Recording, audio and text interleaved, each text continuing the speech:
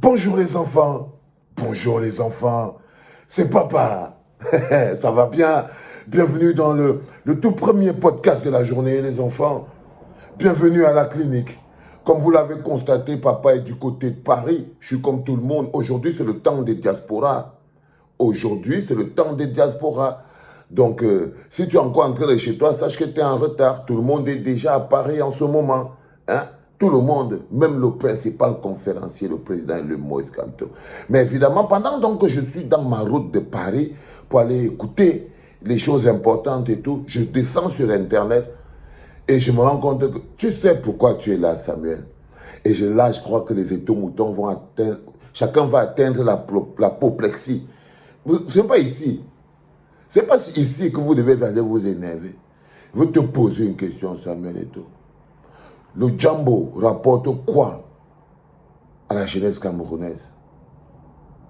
Le Djambo, à part abrutir les populations, à part abrutir les jeunes, à part les rendre dépendants de la vie facile, qu'est-ce que le Djambo apporte à la jeunesse camerounaise? Je peux te répondre tout de suite. Rien. Cette histoire ruine des avenirs. Cette histoire sclérose le cerveau. Cette histoire empêche même, je suis calme. Cette histoire empêche même les jeunes de se projeter. C'est devenu un piège. C'est l'un des pièges qui bloquent la jeunesse camerounaise vers le bas. Tu es l'image de cette génération camerounaise décomplexée. Tu es l'image de cette jeunesse camerounaise qui ne veut plus se laisser distraire.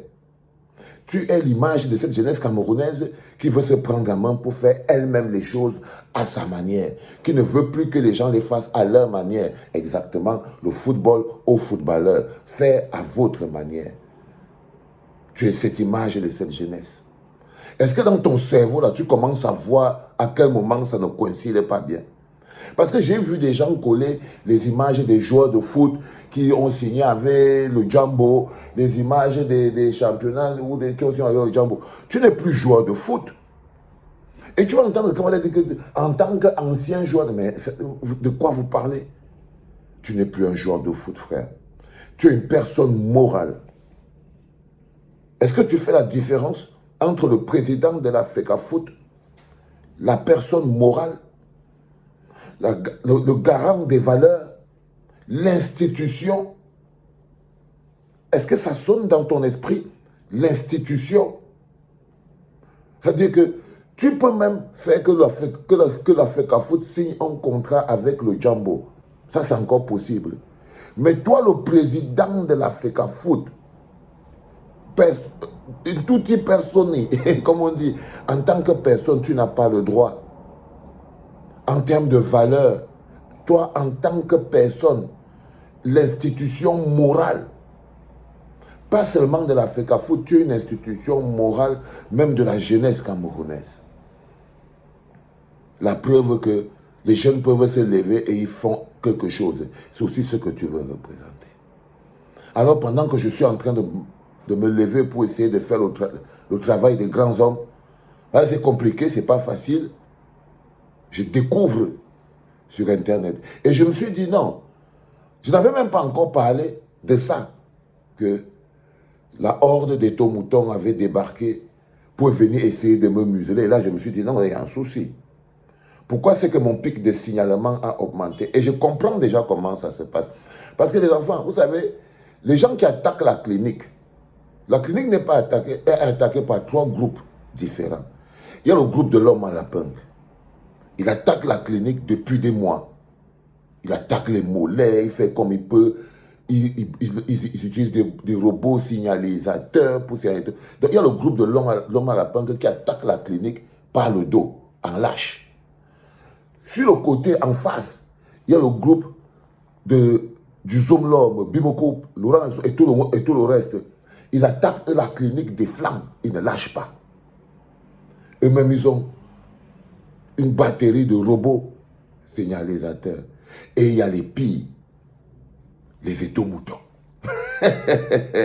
Eux alors, je n'avais même pas encore fait la capsule que je suis en train de faire ici. Ils ont fait monter le pic.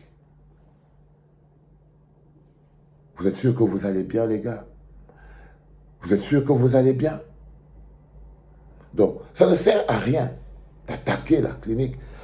Parce que ce que nous faisons ici, ce n'est pas vous le sujet. Ce n'est pas vous en tant que personne. Par exemple, toi, Samuel, ce n'est pas toi en tant que personne.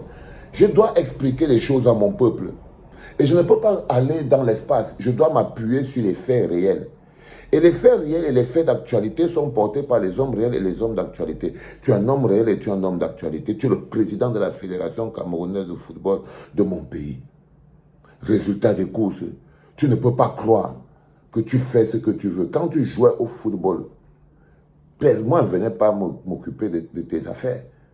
Mais la chose publique, qui est la chose commune, tous les Camerounais devraient avoir un œil là-dessus.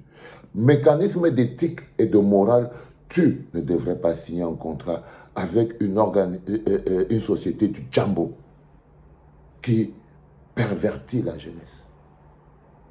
Je te dis, c'est-à-dire que pour l'homme que tu es, en tant que président de la FECAFOOT, parce que ce que tu ne comprends pas, c'est qu'on ne te connaît plus que la FECAFOOT. Ça veut dire que les gars de la société de Djambo, ils ont même été malins. Ils ont compris que si même la FECAFOOT, ça ne dose pas. Ça ne dose pas. Pourtant, c'est avec la FECAFOOT qu'ils devaient signer ce contrat. Ce n'est pas avec toi. Mais toi aussi, tu as besoin de l'argent comme de la FECAFOOT. C'est ça que les gars n'arrivent pas à comprendre. C'est un tchang-tchang qui est pas mal. Tu vois ce que je veux dire? Non, c'est la FECAFOOT qui devait signer ça. Mais ils sont malins. Ils ont compris que s'ils signent avec toi, le président de la FECAFOOT, Samuel Eto'o, ils ont le global. Ils ont la FECAFOOT. La preuve, c'est que tout le personnel de la FECAFOOT s'est mis dans la communication de cet événement, qui est un événement qui te touche personnellement. Pourquoi? Parce que tu es le président de la FECAFOOT. Tu entends ce que je veux dire, Samuel? Ce n'est pas quelque chose qu'on doit laisser passer. En termes de valeur, ce n'est pas quelque chose qu'on doit laisser passer. C'est un peu comme si on voyait Pomba en train de faire la pub de la Kaji. Tu comprends ce que je veux dire? C'est un peu comme si on voit un ministre en train de faire la pub de la Kaji. La pub de Yango. C'est comme si on voyait peut-être en train de faire la pub de Charisma. Ou bien la pub de je ne sais pas moi, je ne sais pas. Il y a plein de trucs là-bas, les gars. Là, j'étais en train de donner gratuit, mais ça a bloqué en route. La fille de Amy Basson, là, elle a aussi fait quelque chose là-bas au pays. Sans compter le bas de Marie Nkweche et le poivrement de mon pote Malox. Ils pouvaient se mettre à faire la publicité de toutes ces choses des jeunes Camerounais qui se battent comme ils peuvent.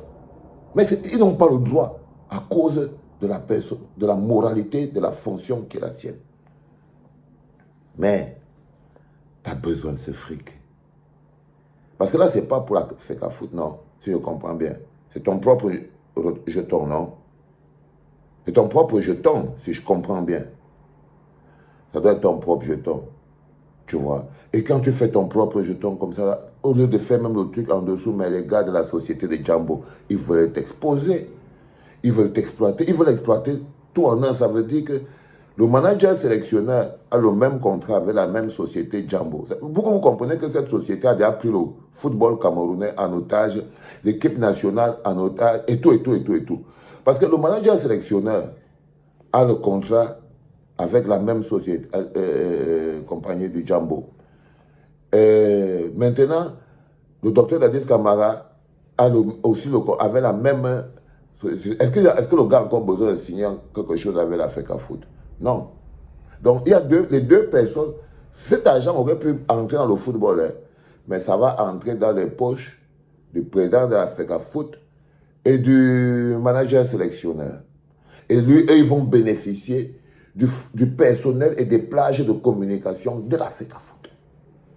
Genre, ça s'appelle l'homme est devenu l'institution. Tu comprends pourquoi tu es là? Ce n'est pas vos personnes qui m'intéressent. C'est la leçon. C'est-à-dire que l'homme est devenu l'institution. Ça veut dire qu'aujourd'hui, les gars du Jambo signent un contrat avec toi pour bénéficier de la visibilité du foot, de la FECA Foot. Parce que tu es le président de la FECA Foot.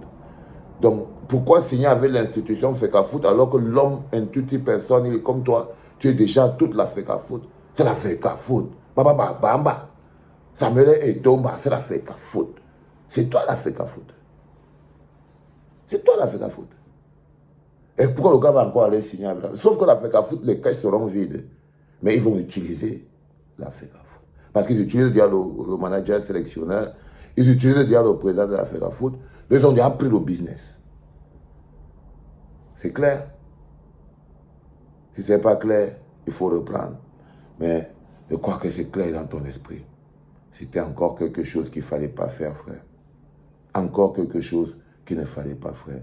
Le président de la FECA Foot, le président, l'institution, l'homme, ne signe pas le contrat du Jambo.